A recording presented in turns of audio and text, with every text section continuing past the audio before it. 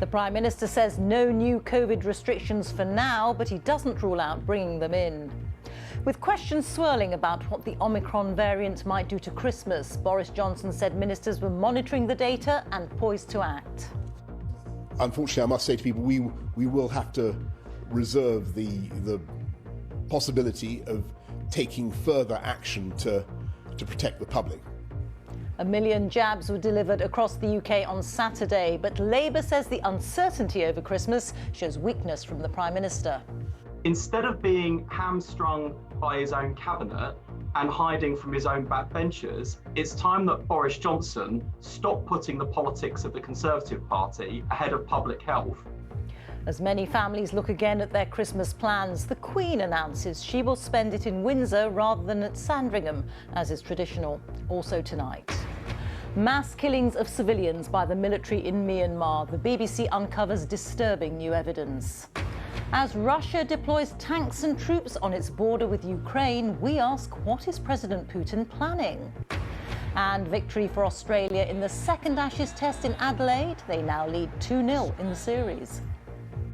And coming up in sport on the BBC News channel, Premier League and EFL clubs choose to play their festive fixtures despite a record number of positive COVID tests in the last week.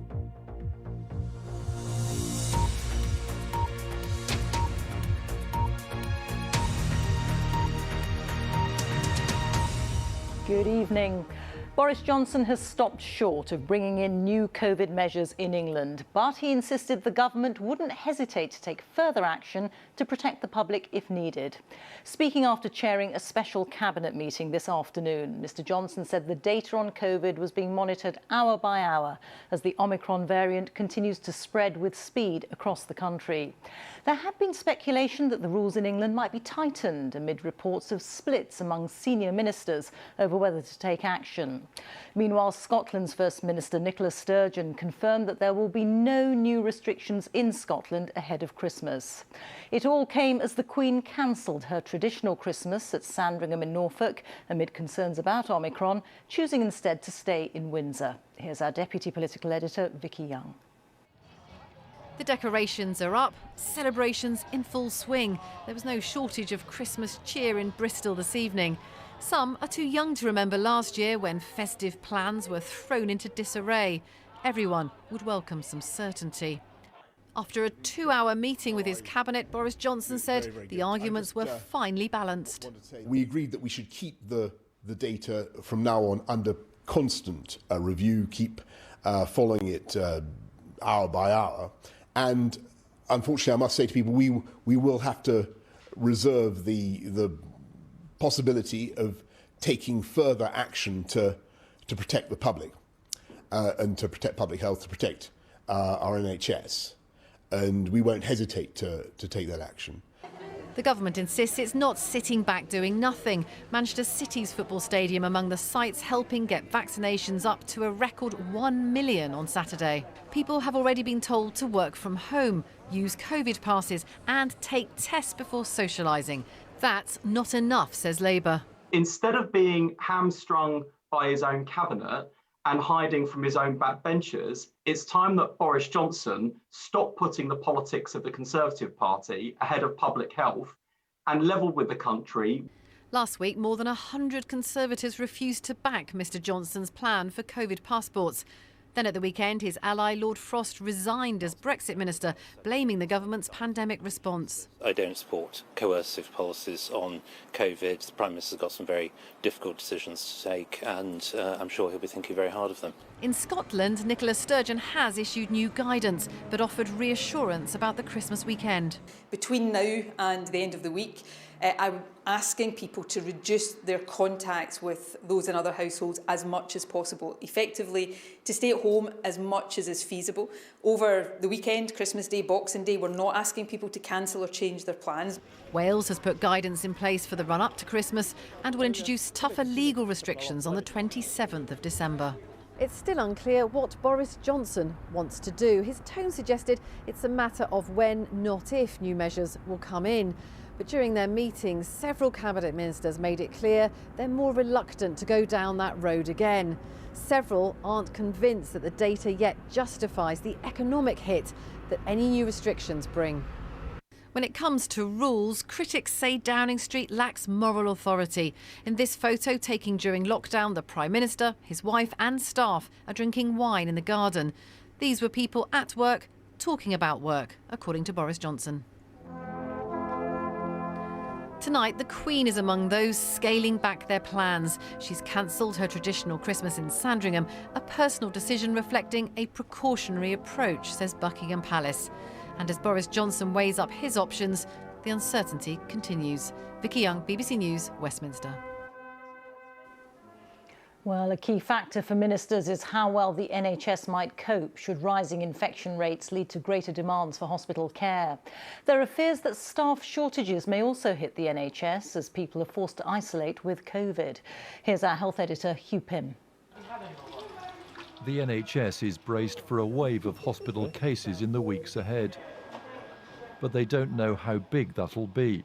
What they do know is that COVID is already taking its toll in the shape of higher staff absences. The NHS Employers Group told me that staff sickness is a particular problem in London. Members have reported to us a really dramatic increase in levels of absence over this last 10 days. 3 or 4 times more people off sick now compared to 10 days ago. The fear is that we see the same pattern of absence replicated across the country. Even if Omicron generates a surge in mainly mild infections, that'll have an impact on the public sector and the wider economy, with some employees needing to isolate. That's another reason why ministers and health officials are pushing the message about booster jabs, including front-page newspaper ads today. The UK has moved relatively quickly with the booster rollout. Israel is ahead, but they started sooner. The UK, though, has moved more rapidly than some other leading economies. Within Great Britain, where data is available, there's a varied picture. The darker shades show higher take-up, the lighter shades lower. And that's looking at all those who'd had their first and second doses by the end of September, who then went on to have a booster. The figures for Wales are 1 week behind England and Scotland, which is why booster take-up looks less advanced. York was one centre today where people were queuing for boosters. If the vaccine does help, then you may as well get it done. There's no harm that we know of. We've just got to do what we're, in theory, told, and hopefully this will help slow the Omicron and everything else that goes with it. I think it's important to get a booster or a vaccine if you haven't had a vaccine yet, to just try and help to protect people and protect yourself. Brilliant, all done. From today in England, the 12 to 15 age group have been able to book second doses, and this centre in Harrogate did the honours for some of the first takers. Being protected from COVID is really important for people my age and for my family. Just to get the vaccine so I can protect people around me and myself, so I'm not under risk more when I'm around bigger groups of people. Just what impact Omicron will have is far from clear, but the health service is having to prepare for the worst while hoping the outcome will be less severe than some have predicted. Hugh Pym, BBC News. There we go. Let's look now at the latest official data on the pandemic in the UK. And there were 91,743 new infections recorded in the latest 24-hour period. The average over the past week is now more than 83,000 new cases every day. 44 deaths were recorded. That's of people who died within 28 days of a positive test. 112 COVID-related deaths were recorded on average every day in the past week. On vaccinations, more than 770,000 people a day had boosters on average in the past 7 days, bringing the total to almost 29 million. Well, Hugh is here with me. Hugh, looking at that data for the UK, where are we in the pandemic?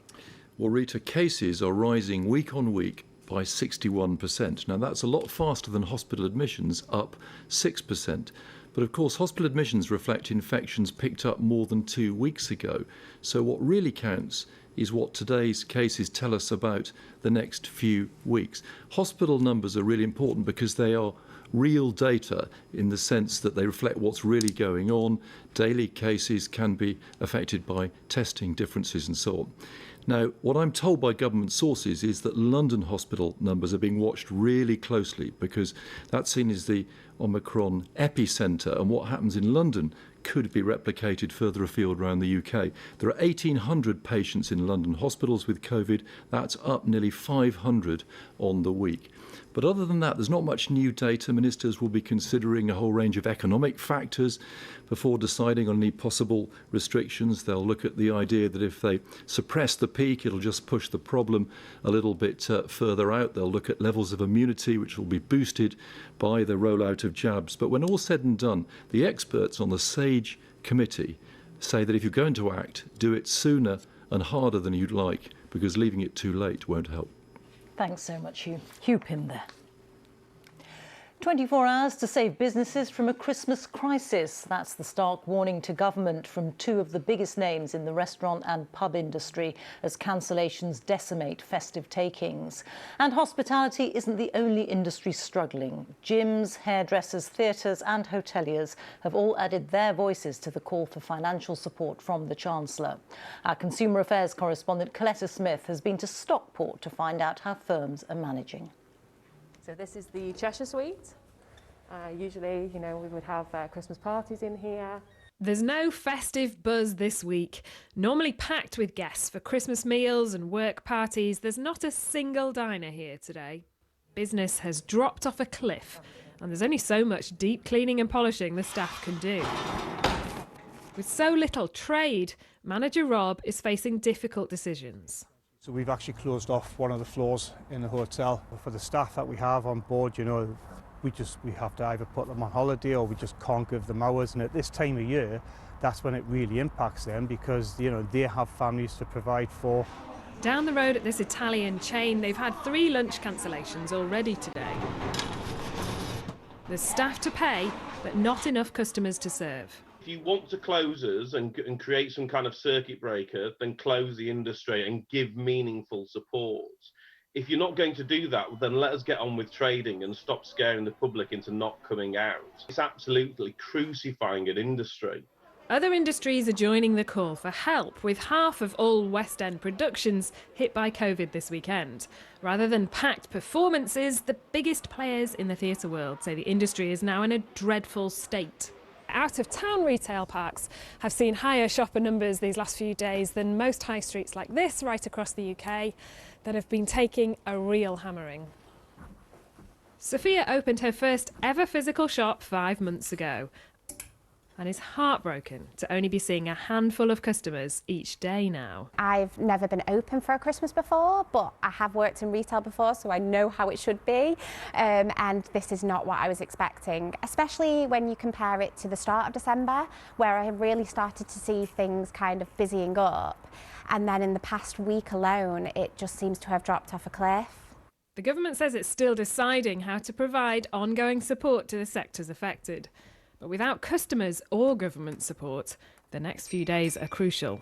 Coletta Smith, BBC News in Stockport. As record numbers of infections continue to be recorded in the UK, Danny Savage has been talking to people in York about whether they're considering changing their plans for Christmas. This is exactly how many people fear Christmas will turn out this year. But before any new restrictions are announced, they're making the most of it. York today was busy, but everyone has one eye on next Saturday. If the government tells you to change your behaviour this week and brings in new restrictions, how would you feel about it? Fairly resentful, I think, in light of their shenanigans last Christmas, which is why, to be honest, I think they haven't. I don't think they could look the nation in the eye after what they've done and expect people to follow plans that they haven't followed themselves. I run a social club in Middlesbrough. So it's actually, it's crippled the club.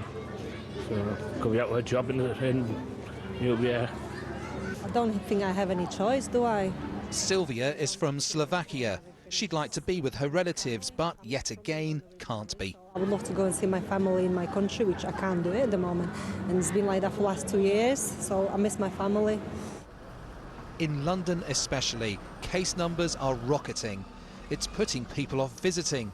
People like Jane from Lancashire, who was looking forward to a family reunion. We haven't seen my husband's family in London since January 2020. We miss them, we love them, we'd love to see them, but on balance, we felt this was the wisest decision. In Scotland, people have been told to socialise less and limit gatherings to 3 households. In Wales, nightclubs will shut next week, and there's a meeting on Wednesday about the next move in Northern Ireland. Back in York, not everyone is pledging to toe the line. Would you go along with it? Because it might not be law, it might be advisory. No, I wouldn't. No. I don't think we should be told or dictated to by the government, who can't stick to the rules themselves, that we should be abandoned by their rules that they break themselves. Once again, it feels like we're on the coronavirus merry-go-round of restrictions. The question is, when is it going to stop again? Danny Savage, BBC News, York. The BBC has discovered that COVID passes are being advertised for sale on social media to people who have not been vaccinated. Cyber investigators have also found sellers on the dark web claiming to provide coronavirus documentation that's been added to the NHS database. Business correspondent Caroline Davis has the story. Weapons, drugs and stolen goods. But the dark web has a new item for sale: COVID vaccination passes. It's selling them for countries ranging from US and UK, Russia, France, Switzerland, Greece, all the way through to Latvia, Morocco, Austria, Estonia. Jonathan Benton runs a cybercrime investigations company. His team have found multiple sellers claiming to sell COVID passes from around the world. We were finding passes, certificates, cards, vaccine cards, choice of, even down to choice of what vaccine you wanted recording on the card. They'll either be fraudulently obtained, or they'll be a mock of the real thing, or it'll be a scam. Some of the websites that you were showing me, they were saying that they had people on the inside who could update the data. How credible do you think that is? Sadly, I'd say it's probably highly credible. It's a risk that the authorities are aware of too. Last week, 3 men were arrested in London after NHS staff found potentially faked COVID-19 vaccination records on their systems. But how easy are these passes to find? Very, as it turns out, because some are advertised on Facebook. I've only been searching for a matter of minutes on social media, but I've already found multiple posts of people claiming to be selling NHS COVID passes along with QR codes to whoever wants them. Now, what's not obvious is if you did decide to go through with these, what exactly you would get, if anything, but it is clear that there are multiple people claiming to be selling these. Facebook's parent company, Meta, says that it prohibits anyone from buying fake or genuine medical documents and continues to identify and remove content whenever they find it. Sellers promoted these passes to help unvaccinated people travel, get into some venues, even secure certain jobs. But how many are in use? One Border Force union says that when officers were checking COVID documentation, they saw several every day. Now airlines do those checks, and fakes are hard to spot. Because there's no common standard, really you're down to the very, very old-fashioned look at the grammar, look at the spelling, which is fine if you speak the language it's written in. But if you don't speak that language, you're really not going to spot it. The government has said that falsifying evidence of COVID-19 status could not only put lives at risk, but lead to a £10,000 fine. It says that it works closely with law enforcement to tackle online fraud. However, others worry stopping the sellers is a complex challenge. Caroline Davis, BBC News. Details of a series of brutal mass killings of civilians by the military in Myanmar have been uncovered by the BBC. The United Nations says the military's actions point to crimes against humanity.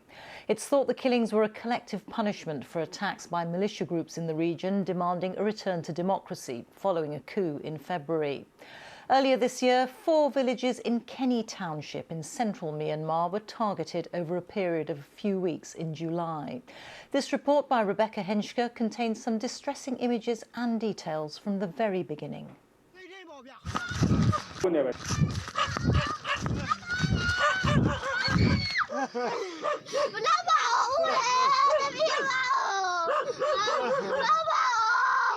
This girl is grieving over her grandfather's body.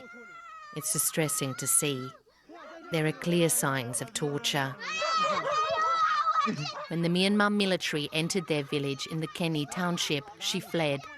Her grandfather stayed, believing his age would protect him.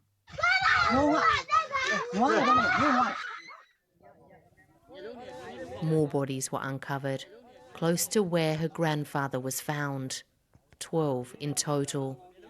Some were buried in shallow mass graves.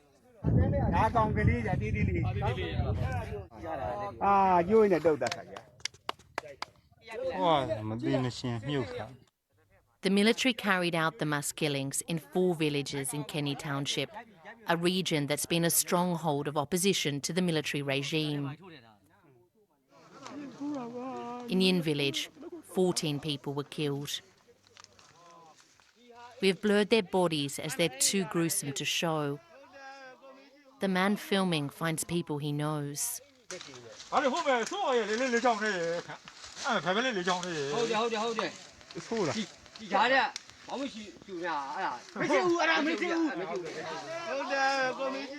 At great risk, our team interviewed a number of eyewitnesses. For their safety, we're hiding their identity. Their stories are all similar. They split us into groups of men and women. Men were tied up with ropes and beaten up. We couldn't stand to watch it, so we kept our heads down crying. We begged them not to. They didn't care. They took away everything from us. They asked the women, "Is your husband among them? If he is, do your last rites." This man managed to escape. 11 others were arrested with me. They were tied up, beaten with stones and rifle butts, and tortured all day. For peaceful protesting, I put our evidence to the military's spokesperson, General Zaw Min Tun. I'm not denying that incidents such as this in Kenny could happen. It can happen. It can happen. For us, the Damodar, when they treat us as enemies and open fire on us, we have the right to defend ourselves. The United Nations is investigating the mass killings in Kenny in the hope that future generations, those left behind, will get some kind of justice. Rebecca Henschke, BBC News. More than 370 people have died after a powerful storm struck the Philippines. The Philippine Red Cross has described scenes of complete destruction after the typhoon flattened homes, schools and hospitals. Many central and southern regions remain cut off with power and communications lines down. Russia has for weeks been massing troops and tanks along the Ukrainian border, prompting Ukraine, Poland and Lithuania to call for more Western sanctions against it in fear of an invasion. A joint statement by the countries today accused Russia of continuing aggression and urged NATO to act. Russia has denied preparing for an invasion and has accused the West of threatening Russia through NATO expansion. Our Moscow correspondent Steve Rosenberg has been investigating just what President Putin might be planning. In Russia, too, it is the season of goodwill. But peace on earth is in short supply. Russian armour is massing near the border with Ukraine. At the same time, Moscow is demanding an end to NATO enlargement and NATO military activity in Eastern Europe. What is Russia signalling? I asked the Deputy Foreign Minister, has Moscow decided to reverse the results of the Cold War? We're not re-examining the results of the Cold War. We're reassessing the expansion the West has carried out in recent years against Russian interests with hostile intent. Enough is enough. Enough is enough. State TV has been echoing Vladimir Putin's claim that NATO activity close to Russia threatens Russia's security. And Moscow has this warning. If Ukraine joins NATO, or if NATO develops military infrastructure there, we will hold a gun to America's head. Russia has the world's best weapons, hypersonic. You'd get the Cuban Missile Crisis all over again, but with a shorter flight time for missiles. We propose trying to avoid this situation. Otherwise, everyone will be turned into radioactive ash. Critics of the Kremlin say this isn't about genuine security threats. It's about Moscow trying to restore a sphere of influence. We don't know what the Kremlin is planning, but what is clear from what President Putin has been saying is that 30 years after the fall of the Soviet Union, Russia's leader remains deeply resentful of how the Cold War ended, with Russia losing territory, influence and empire. And if Vladimir Putin has decided that now is the moment to try to reverse that, that would be a huge challenge for Russia's neighbours and for the West. Right now, most Russians are focused on celebration, not confrontation. If there is a full-scale war with Ukraine or a clash with the West, the Kremlin may be skating on thin ice in terms of public support. I don't want any war, Irina says, any killing. Slavic people are like a family, says Ruslan. I can't bear the idea of fighting with Ukraine. Ultimately, it's the president who'll decide whether Russia takes the path of compromise or confrontation. Steve Rosenberg, BBC News, Moscow. It was defeat for England's cricketers in the second test in Adelaide. They lost to Australia by 275 runs and now trail 2-0 in the Ashes series. They were dismissed for 192 in their second innings on the final day. Patrick Geary reports. Too good, 2-0. Australia might be missing their captain and the best bowler in the world. England couldn't further inconvenience them. Their aim had been to make the Aussies run out of time. Ollie Pope got through less than 10 minutes, 5 wickets left. The biggest of them was Ben Stokes, so Australia's fielders made an enclosure around him, then sent in a Lyon. Oh, that looks very close. Nathan Lyon thought he had him LBW. The umpire didn't. Australia reviewed, then rejoiced. Wickets hitting. England reset. Chris Wokes made a defiant 44. Jos Buttler, a natural cavalier, relied on his shield. No wicket fell for more than 2.5 hours. Say it quietly, maybe. But English optimism on this tour is no sooner formed than shattered. Oh, too good. The end of Wokes and ultimately hope. England dragged this into the evening. Still there, Jos Buttler, the Adelaide barricade. For so long, he'd hardly put a foot wrong until... Oh, he's trying on the stump. Oh, he has.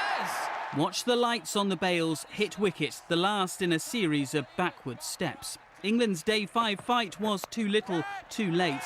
Australia win the test match. They go up 2-0 in the Ashes. It's 4,000 days since they last won a test in Australia.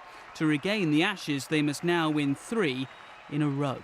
Patrick Geary, BBC News.